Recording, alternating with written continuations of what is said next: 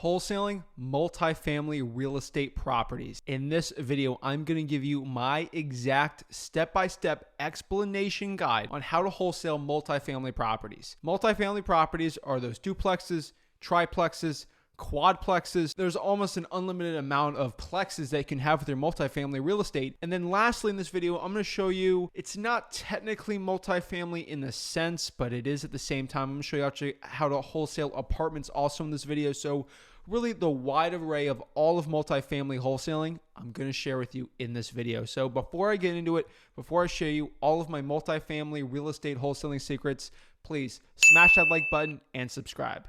Technically, what is multifamily? So multifamily is basically what a duplex, a triplex, or a quadplex. That's the most popular definition of those things. And really, it's like a single family property, except it's built for cash flow. I mean, that thing is built to make as much money as possible.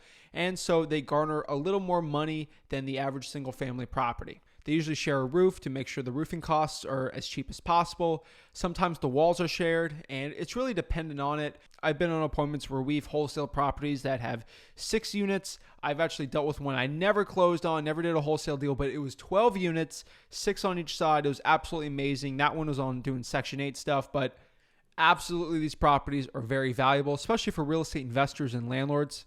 And overall, they're just ones we want to buy. And then apartments basically are just like any apartment. I mean, they're not that hard to explain. Have the huge 500 unit ones. You can have 10 unit ones.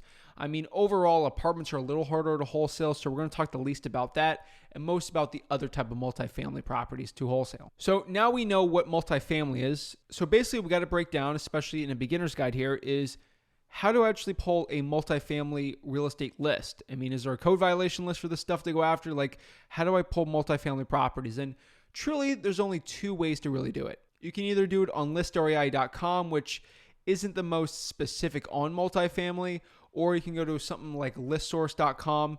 Most guys already have listREI.com, so they'll use the multifamily feature on there. So basically on listREI.com, all you really have to do is go to your city or county you want to do, go to property filters, go to property characteristics, and then property types.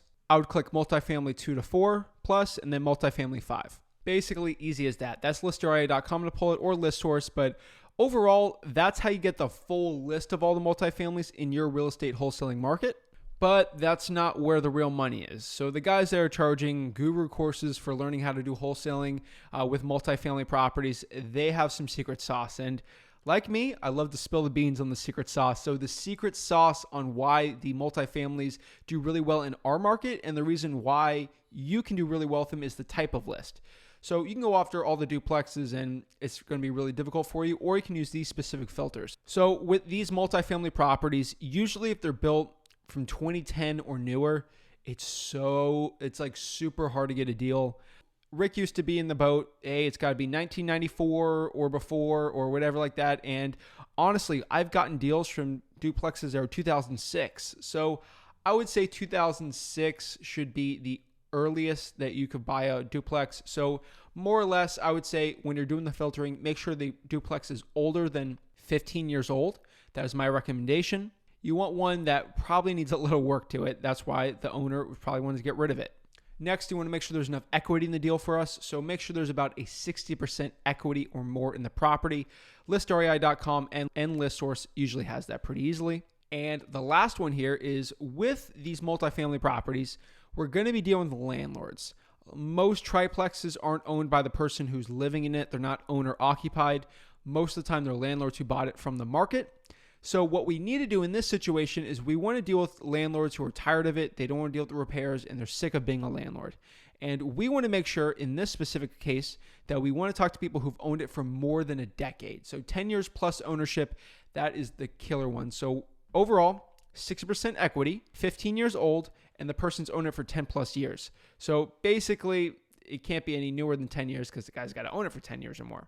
Now, you might be asking this question, Zach, what's the difference basically, because this is kind of sounding the same, of a single family property, just a regular piece of real estate that everyone's used to in wholesaling, and what's the difference between a multifamily one? So the key differences between the two is a duplex, triplex, or quadplex is usually in a less luxurious part of town than the average. than an average single family property, just because they're trying to get the best ROI and cap rate possible. And you might ask yourself, what cap rate? Because I'm going to say the cap rate a lot in this video. Cap rate is, I don't want to get too confusing here, is NOI divided by the purchase price. So the NOI is the net operating income. So for example, on a duplex, let's say it is 2 units and I get $5,000 each every single year in profit. So basically I get $10,000 every single year in profit on that piece of real estate. And I bought the thing for $100,000. So I spent $100,000 on the property. I got $10,000 back. Basically, dividing the $10,000 by the $100,000 is 10%, which is my 10% cap rate. And we'll get a little more about it into cap rates. It helps with the comp parts of multifamily real estate. Typically, multifamily properties yield more cash flow than the average single family ones, because that's kind of what they're built for. And lastly, it's just basically, sometimes the roofs are shared or they're not shared. That's another factor, but you really want to make sure how the property is really metered.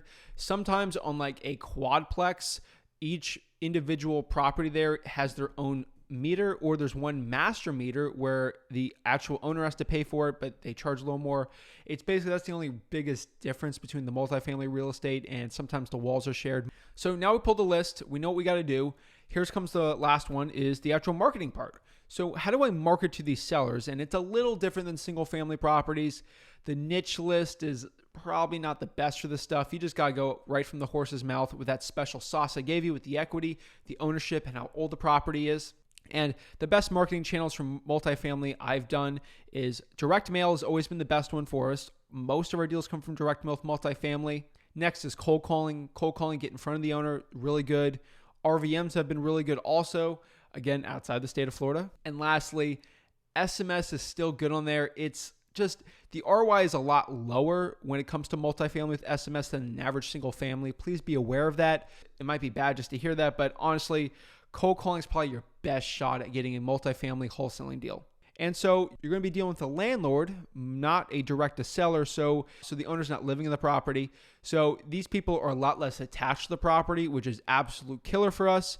There's no real emotional attachment to it. They're a little more analytical with it. And we need to ask some of these questions since they're going to be landlords. So the most important part is we got to understand, is this property, is it a lease? Is this month to month? What's really going on with it? So we want to make sure if the thing's in a 1-year lease and they're in month 1 of the lease, it's going to be really hard to wholesale that property, and we got to get the tenant out. So that is ultimately what we want to do. So the cash buyer can go in there. Sometimes our cash buyer will buy it with the lease in place, but unfortunately, most of the rents are below market value because most landlords are just terrible in cash flow and raising rents because they don't want to deal with that or the management of the property. And we just want to make sure the ACs, usually a multifamily like a quadplex or triplex, the tenants absolutely destroy the air conditioning. That's kind of a Florida thing more or less, but if you're in Florida watching this, make sure you know that. And if you're up north, a lot of the tenants will destroy the heaters also, so make sure you look at that. So when we're dealing with these sellers, we're going to just have a regular conversation. It's nothing new than the cold calling. See if someone's open to a cash offer on their property. And we might get in the conversation where we're trying to get this thing under contract. We're trying to get this deal locked up. And it's not any different, but the one thing you might be stressing at is like, Zach, how do I comp this property? I have no idea how to comp something like this. So don't worry about the comps. The most important part of the comp is just going back to what I said, which is cap rate. So talk to your cash buyers and say, hey, what kind of cap rate are you looking for on your multifamilies, your duplexes, triplexes, quadplexes? And they'll say, Zach, I want a 12% cap rate. I want an 8% cap rate. I want a whatever percent cap rate. Then from there, just reverse engineer. If I'm figuring out the rents are going to go for $1,200 for each unit, and there's 3 units, that's $3,600 a month. Multiply that by 12. That's how much of the NOI, the net operating income, I'm going to get. Assume taxes, insurance, what the real cost of owning a rental property is. Figure out all the expenses and what the actual net number at the end of the year will be. Divide that by the 12%, and then you'll get your number from there. Be really easy to comp from there. Next is you can find comparable duplex sales in the area. There's probably a lot less of them, so it's a little harder than single family real estate. And then next, you can always do reverse wholesaling where you just ask the cash buyer how much they'll give you for a duplex or a triplex that's in these different conditions. And usually they'll get back with you pretty easily. The ARV is a little misleading here. Really, Realtor.com, Trulia, Zillow kind of suck for multifamily. And then lastly here, what we need to understand is when it comes to creative financing. So one of the best parts about multifamily is if you can get a creative financing deal, it's absolutely killer. So keep your eyes out for creative financing. if you can get that opportunity with a duplex, triplex, or quadplex. So the conversation with that multifamily is you basically get under contract, find that cash buyer, pretty much the same. If someone's willing to buy a single family property to rent out, they'll do the duplex, triplex, or quadplex for wholesaling. And then from there, you just assign it and get your wholesaling deal. And then the last part here is apartments. What's the difference? There's not really crazy difference with them. Just the only thing you need to understand about apartments is you want to understand if there's an HOA with it, or if you're doing one unit, or a guy that's owned the entire apartment. Huge difference. Understand what the cap rate is on there, and then understand the HOA costs and the dues for upkeeping the apartment complex. And then lastly, with apartments, most of the buyers only care about cap rate, so you got to do that calculation yourself. And that's it, guys. That's actually how to wholesale multifamily real estate. Not that difficult. It's really similar to single family. There's just a little differences here and there. And if you understand these differences, you will be really set to do really well. A lot of wholesalers aren't even going after multifamilies because they don't understand it. So you have a huge advantage watching this video. So thank you guys so much for watching this video. If you have any questions on multifamily, please comment them below. I would absolutely love to hear from you. And honestly, if you got any value, please smash that like button and subscribe. Thank you guys so much and have a blessed day.